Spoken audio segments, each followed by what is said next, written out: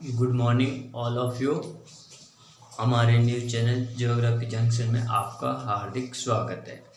हम भारत के भूगोल की श्रृंखला को आगे बढ़ाते हुए आज हम भारत के भौतिक विभाजन का पार्ट 2 हम पढ़ने जा रहे हैं।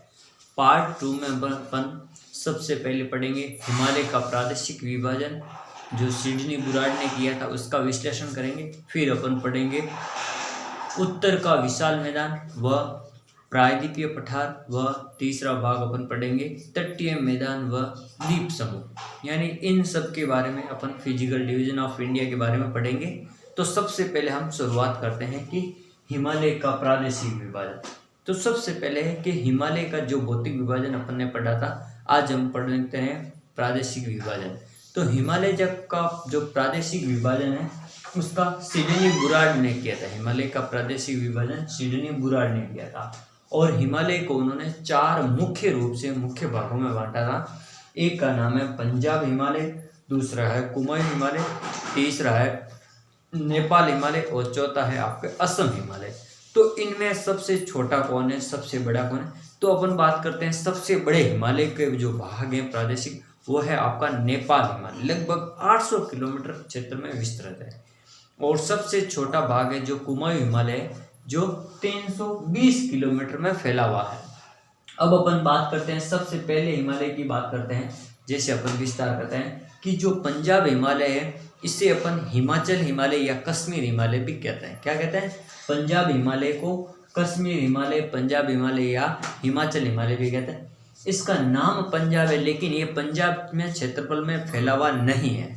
यह जम्मू कश्मीर, उत्तराखंड और हिमाचल प्रदेश में फैला हुआ है और ये लगभग 560 किलोमीटर फैला हुआ है। और प्रादेशिक हिमालय में यह भाग सबसे चौड़ा भाग है, यानी ये इसका विस्तार है यानी चौड़ाई है वो सबसे ज़्यादा है पंजाब हिमालय की। इसमें काराकोरम, लद्दाख, पीर पंजाल और जास्कर श्रेणियाँ इसमें शामिल है जो पंजाब हिमालय। और इस पर्वत में, इस पंजाब हिमालय में नंगा पर्वत है, उसकी ऊंचाई है 8611 मीटर। और एक यहाँ की एक ऊंची चोटी है राकापोशी। राकापोशी चोटी की विशेषता यह है कि यह जो राकापोशी चोटी तीव्र ढाल के, यानी भारत की जो श्रेणियां हैं या जो चोटी है उनमें सबसे तीव्र ढाल की चोटी मानी जाती है राकापोशी चोटी। यह भी पंजाब हिमालय में। लाहौल स्पीति, लाहौल घाटी और लाहौल स्पीति यानी जो घाटियां हैं, कांगड़ा की घाटी और लाहौल स्पीति घाटी, ये दोनों ही फलों के लिए, यानी जो सेब और अखरोट की खेती के लिए यह घाटियां प्रसिद्ध हैं जो पंजाब हिमालय में आती है। अब अपन बात करते हैं कुमाऊं हिमालय। कुमाऊं हिमालय अगर राज्य की बात करें तो ये उत्तराखंड का हिस्सा है। कुमाऊं हिमालय किसका? उत्तराखंड का। और कुमाऊं हिमालय में जैसे अपन के तीर्थ स्थान आते हैं बद्रीनाथ, केदारनाथ, ये कुमाऊं हिमालय में स्थित है। और यहाँ की सबसे ऊंची चोटी है नंदा देवी और एक यहाँ पर स्थान है गंगोत्री। जो गंगोत्री की ये विशेषता है कि यहाँ से गंगा नदी का उद्गम होता है। गंगोत्री और यमुनोत्री 2 उत्तराखंड में स्थान है। तो गंगोत्री से गंगा नदी का उद्गम होता है, यमुनोत्री से यमुना नदी का उद्गम होता है। अगला पढ़ते हैं अपन नेपाल हिमालय, यानी जो सबसे विस्तृत हिमालय नेपाल हिमालय, यानी तीसरा सबसे बड़ा जो हिमालय है प्रादेशिक विभाजन नेपाल हिमालय, उसकी लंबाई है सर्वाधिक 800 किलोमीटर। और जो नेपाल हिमालय, इसी हिमालय में विश्व की सर्वोच्च चोटियाँ या हिमालय की सर्वोच्च चोटियाँ हैं वो इसी हिमालय में विस्तृत है। जैसे एवरेस्ट, कंचनजंगा है, गौरीशंकर, मकालू, अन्नपूर्णा, धौलागिरी आदि। और जो नेपाल हिमालय है यहाँ पर गंडक, घाघरा और कोसी नदियाँ भी यहीं पर विस्तृत है। घाघरा, गंडक और कोसी नदियाँ इस हिमालय को पार करके आती हैं। फिर जो प्रादेशिक हिमालय का चौथा भाग है असम हिमालय, यानी असम हिमालय है वो 720 वर्ग किलोमीटर में विस्तृत है। 720 वर्ग किलोमीटर में विस्तृत है। और असम हिमालय में ब्रह्मपुत्र, लोहित और दिबांग, यानी ब्रह्मपुत्र व ब्रह्मपुत्र की सहायक नदियां हैं जो यहाँ से बहती हैं या यहाँ से अफवाह बेसिन बनाते हैं। यहाँ पर जलेपला और बोमडिला दर्रा भी हैं जो आपके असम हिमालय में है। अब अपन भारत के प्रादेशिक विभाजन में अपन दूसरा बात करते हैं भारत के भौतिक विभाजन का। भारत का विशाल मैदान, यानी इस भारत के विशाल मैदान को अपन सिंधु गंगा ब्रह्मपुत्र का विशाल मैदान भी कह सकते हैं। सिंधु गंगा ब्रह्मपुत्र का विशाल मैदान भी कह सकते हैं। और इसे अपन भारत का विशाल खेत भी कहते हैं। इस मैदान को क्या कहते हैं? भारत का विशाल खेत भी कहा जाता है। और यह जो मैदान है सबसे नवीन है, क्योंकि अभी भी यहाँ पर जो नदियों द्वारा जलोढ़ द्वारा जो कंकड़ पत्थर लाए जाते हैं और अभी भी इस मैदान का निर्माण जारी है, इसलिए ये सबसे नवीन है मैदानी भाग। और इसका निर्माण है जो चतुर्थक युग में हुआ था। और जो भारत का सर्वाधिक उपजाऊ मैदान है ये गंगा सिंधु ब्रह्मपुत्र का मैदान है। इसकी भारत में लंबाई है लगभग 2400 किलोमीटर। और जो पश्चिमी क्षेत्र है इसका, यानी पश्चिमी भाग, वहां पर इसकी लंबाई है 2500 किलोमीटर इसकी चौड़ाई है। और जो पूर्वी भाग है वहां पर इसकी चौड़ाई लगभग 100 किलोमीटर तक रह जाती है। अब अपन बात करते हैं आगे। इसको यानी इस भारत के विशाल मैदान को सभ्यताओं का पालना कहते हैं, क्योंकि जो सभ्यताएं विकसित होती हैं वो सभी मैदानी भागों में विकसित होती हैं, क्योंकि वहां पर पानी, परिवहन और कृषि, सिंचाई आदि के जो साधन है या वहां पर उपलब्ध होते हैं। तो वहां पर जो दूसरे विभिन्न व्यक्ति आते हैं जो वहां से उन सभ्यताओं के रहन सहन, खान पान, ये सारी विशेषताएं वहां एक जगह इकट्ठी होती हैं। तो इस प्रकार इनको अपन सभ्यताओं का पालना कहा जाता है। और जो ये भारत का विशाल मैदान है इसको अपन 4 भागों में विभाजित कर सकते हैं। यानी इसी का जो एक भाग होता है उसे अपन कहते हैं राजस्थान का मैदान। एक भाग हो गया सबसे पहला, उसको अपन कहते हैं पंजाब हरियाणा का मैदान। एक भाग है उसको कहते हैं पंजाब हरियाणा का मैदान। और दूसरा भाग है आपके राजस्थान का मैदान।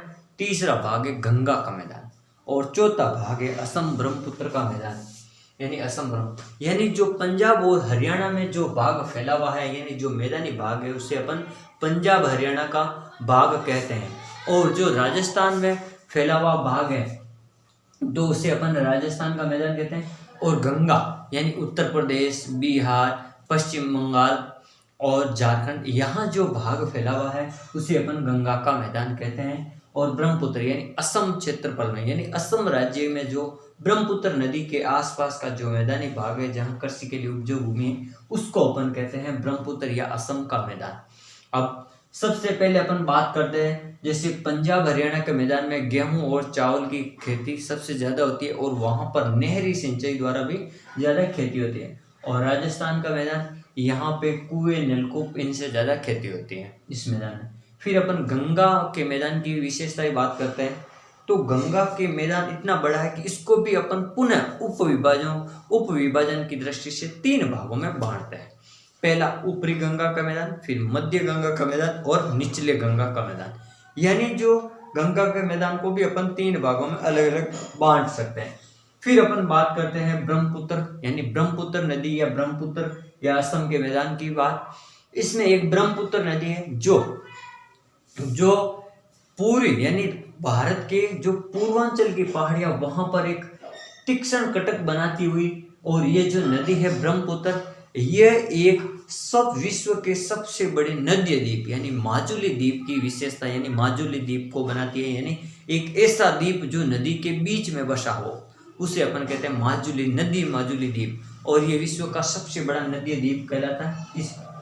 और इस मैदान की जो विस्तार है, यानी राजस्थान भारत का विशाल मैदान, इसका विस्तार है लगभग 1,75,000 वर्ग किलोमीटर में फैला हुआ है। यानी भारत के कुल क्षेत्रफल के 1,75,000 वर्ग किलोमीटर में फैला हुआ है।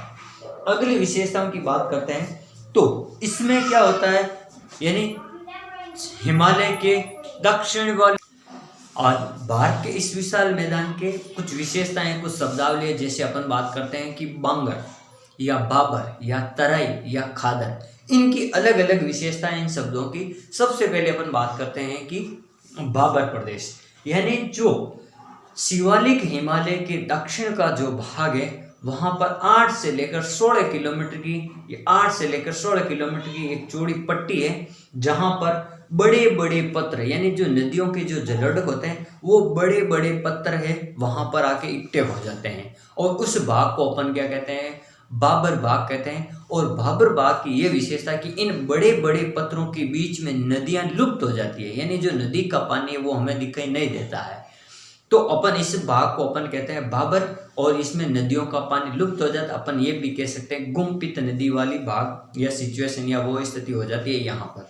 फिर बात करते हैं अपन तराई की। तो तराई क्या होता है, यानी बाबर बाग के दक्षिण का जो 15 से लेकर 30 किलोमीटर की चौड़ाई की जो पट्टी होती है समानांतर चलती है, उस पट्टी में एक तो तराई बाग में जो वन वगैरह ज्यादा होंगे, और एक वह जहां पर नदियां वापस पुनः प्रकट हो जाती हैं, और अपन हमें दलदल के रूप में वहां पर वापस पानी दिखने लगता है, नदियों का पानी या नदियां स्वतः वापस यहाँ नदियों का जल दिखने लगता है। तो इस प्रकार इन्हें अपन क्या कहते हैं, तराई बाग, जहां पर सघन वृक्ष भी होंगे और इन दलदली होने के कारण यहाँ पर बहुत ज्यादा मच्छर वगैरह होंगे। तो इस प्रकार तराई पेटी को अपन मच्छर पेटी के नाम से भी जाना जाता है। फिर बात करते हैं बांगर की, यानी जो बांगर बाग वो होता है जहां पर जो नदियां होती है वो प्रतिवर्ष बाढ़ नहीं लाती हैं, वो 5 से 10 वर्षों में एक बार बाढ़ लाती है। तो नदी के तट के दूर वाले हिस्से, नदी के तट से दूर वाले हिस्से जहां पर प्रतिवर्ष बाढ़ का पानी नहीं आता है, उस क्षेत्र को अपन क्या कहते हैं, बांगर क्षेत्र कहते हैं। और वहां पर भी कम उपजाऊ मिट्टी होती है, यानी खादर से कम उपजाऊ होती है। अगली बात करते हैं अपन खादर की, यानी खादर शब्दावली, यानी जो नदियां, जो नदी के तट के पास की सर्वाधिक पास की जो भूमि होती है जहां पर प्रतिवर्ष बाढ़ का पानी आता है, तो वहां पर क्या होता है, प्रतिवर्ष नए नए जलोढ़ आएंगे, यानी नई नई उपजाऊ मिट्टी आएंगी। तो नवीन उपजाऊ मिट्टी को अपन कहते हैं खादर कहते हैं। तो इस प्रकार अपन बात की शब्दावली की। अगला भाग अपन बात करते हैं प्रायद्वीपीय पठार, यानी जो भारत के भौतिक विभाजन का जो तीसरा पार्ट है प्रायद्वीपीय पठार, वो लगभग भारत के कुल क्षेत्रफल के लगभग 16 लाख वर्ग किलोमीटर में फैला हुआ है। कितने? 16 लाख वर्ग किलोमीटर। अपन बात करते हैं कि भारत के भौतिक विभाजन में सबसे बड़ा भाग, सबसे बड़े भाग में किसका विस्तार है, वो है प्रायद्वीपीय पठार का। और प्रायद्वीपीय पठार है वो सबसे प्राचीनतम भाग है, प्रायद्वीपीय पठार है सबसे प्राचीन खंड है या भाग है। फिर ये जो है महान, यानी जो ये मैदानी भाग है, इससे लेकर कन्याकुमारी तक जो भाग फैला हुआ है, उस भाग को अपन प्रायद्वीपीय पठारी भाग कहते हैं। और यह पहले एक शांत क्षेत्र हुआ करता था, लेकिन जब महाराष्ट्र में लातूर और कोहिना जैसे भूकंप आने के कारण यहाँ पर भी कुछ भूकंप की हलचलें होने लगी, तो इसलिए ये भी एक भूकंपीय क्षेत्र के अंतर्गत अब माना जाता है। पहले शांत था, लेकिन महाराष्ट्र के लातूर और कोयना में भूकंप आने के बाद में ये एक भूकंपीय जोन बन गया या भूकंपीय क्षेत्र के रूप में गिना जाने लगा। इस प्रायद्वीपीय पठार की लगभग ऊंचाई है जो आपके 600 से लेकर 900 मीटर है, 600 से लेकर 900 मीटर है। और इसका जो प्रायद्वीपीय पठारी भाग है, इसका पश्चिमी तट, यानी इसका जो पूर्वी पश्चिमी घाट है, उसकी तरफ इसका ढाल थोड़ा तेज है, यानी इसका ढाल तीव्र है। और इसके तीव्र ढाल के कारण अपन को जो पश्चिमी घाट है वो एक कगार के रूप में मिलता है, यानी इतना तीव्र ढाल है कि वो एक अब कगार, यानी थोड़े से कगार के रूप में, अवशिष्ट के रूप में पीछे बचा हुआ भाग है। और जो पूर्वी ढाल है, यानी पूर्वी घाट है, वो थोड़ा कम ढाल वाला है। अगली बात अपन करते हैं कि जो प्रायद्वीपीय पठार है, यहाँ पर आपको मिलेगा अरावली पर्वतमाला। तो अरावली पर्वतमाला आपको पता है अरब सागर से शुरू होती है, पालनपुर के खेड़ ब्रह्म से लेकर दिल्ली की रायसीना पहाड़ी तक फैली हुई, और इसकी सर्वोच्च चोटी है जो आपकी मिलेगी गुरु शिखर 1722 मीटर। फिर अपन बात करते हैं सतपुड़ा और विंध्याचल पर्वतमाला भी आएगी, सतपुड़ा भी आएगी। और इसमें जो विंध्याचल और सतपुड़ा पहाड़ियाँ, इनके बीच में एक नदी चलती है, नर्मदा नदी, जो एक भ्रंश घाटी से होकर चलती है। और वो नदी जो आपकी जवार नद मुख या एस्चुरी का निर्माण करती है, यानी वो डेल्टा नहीं बनाती है, यानी उसका जो जल की धारा है वो समुद्र में गिरने से पहले बिल्कुल एक हो जाती है। तो उसे अपन क्या कहते हैं, एस्चुरी या जवार नद मुख कहते हैं। तो भारत की 2 नदियां बनाती है, जिसमें से एक नदी है नर्मदा और दूसरी है ताप्ती। तो नर्मदा नदी है जो सतपुड़ा और विंध्याचल के बीच में से पहाड़ी में से भ्रंश घाटी होकर से चलती है। अगली बात, पश्चिमी घाट और पूर्वी घाट की पहाड़ियां भी अपन इस प्रायद्वीपीय भाग का भाग है। तो पश्चिमी घाट में जैसे अनाईमुड़ी है सबसे ऊंची चोटी है, और पूर्वी घाट में महेंद्रगिरी है जो सबसे ऊंची चोटी है। और इसमें कुछ पठार है जैसे दक्कन का पठार, तेलंगाना का पठार, रायलसीमा। अब दक्कन का पठार है जो अधिकांश भाग महाराष्ट्र में है, कुछ मध्य प्रदेश में, कुछ गुजरात, कुछ राजस्थान से भी लगता है। दक्कन के पठार का ही एक भाग है मालवा का पठार जो राजस्थान से हिस्सा लगता है। फिर अपन बात करते हैं तेलंगाना पठार, ये तेलंगाना राज्य में हो गया। फिर रायलसीमा पठार, ये आपके आंध्र प्रदेश और तमिलनाडु राज्य में हो गया। और फिर कर्नाटक का पठार कर्नाटक में हो गया। इस प्रकार कुछ यहाँ पे पठार भी है प्रायद्वीपीय भाग में, और कुछ नदियां भी है जैसे नर्मदा, ताप्ती, महानदी, गोदावरी, कृष्णा, कावेरी, ये सभी नदियां भी इस प्रायद्वीपीय भाग का हिस्सा है। फिर अपन बात करते हैं अगला, तटीय मैदान व द्वीप समूह, यानी जो पूर्वी तट है, पश्चिमी तट है और पूर्वी तट है, इन तटों को भी भारत में अलग अलग स्थान से इनका नामकरण अलग अलग किया गया है। जैसे अपन सबसे पहले बात करते हैं पश्चिमी तट की ओर। तो पश्चिमी तट पर जो कच्छ से लेकर दमन तक है, जो कच्छ से लेकर दमन तक है, उसे अपन काठियावाड़ का तट या सौराष्ट्र का तट भी कहते हैं। फिर दमन से लेकर गोवा तक के तट, यानी दमन जो स्थान है वहां से लेकर गोवा राज्य के बीच का जो तटीय क्षेत्रफल है उसे अपन कहते हैं कोंकण तट के नाम से। और गोवा से लेकर मंगलोर का जो तट होता है उसको अपन कहते हैं कन्नड़ तट के नाम से। और मंगलुरु से या मंगलोर से कन्याकुमारी के बीच का जो तट है उसे अपन कहते हैं मालाबार तट। और मालाबार तट पर भारत में सबसे पहले मानसून की शुरुआत होती है अगर राज्य की बात की जाए। फिर अपन बात करते हैं पूर्वी तट की ओर। पूर्वी तट के जो तटीय भाग है उसको भी अपन ने 3 भागों में बांट दिया। जो उड़ीसा से तट लगता है उसको अपन ओडिशा का तट या उत्कल तट कहते हैं।